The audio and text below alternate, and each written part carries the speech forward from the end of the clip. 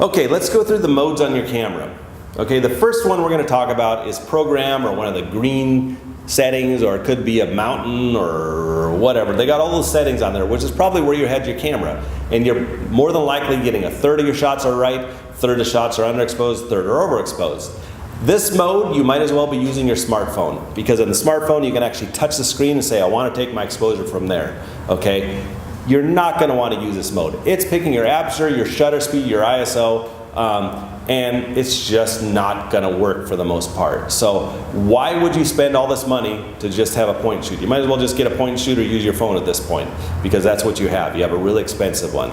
Okay, the next one is shutter priority. Okay, this one sports shooters use, but the reality is it's pretty useless for the rest of us. Okay, you pick your shutter speed, and then the camera's going to pick the aperture to match. So let's say I'm inside here and I say I want to shoot a 5,000th of a second. Well, the lens can't open up far enough to give me a correct exposure, so you're going to have a black image.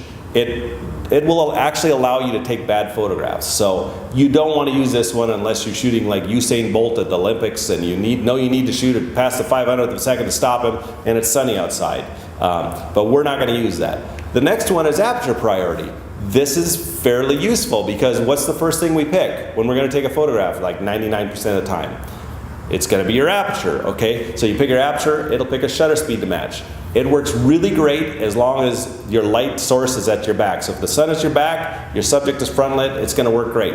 Backlit, it's not going to work at all. It's going to give you silhouettes all day long. Because like if I'm standing against like a bright window, the camera doesn't know that you want an exposure off of me, so it's going to expose for the whole background and go, wow, that's really bright. And then I'm going to be a perfect silhouette. So this one works the majority of the time. You're going to use an auto mode, use aperture priority. But what we're going to do is use manual. Okay, so right now, what I want you to do before we come back to the next video is look at the bottom of your viewfinder and find your meter. It's going to look like a bunch of little lines, and it might have each camera is a little different, might have a 0 in it and a plus and a minus, but just find it right now, and then we're going to come back later and we're going to show you how to use that.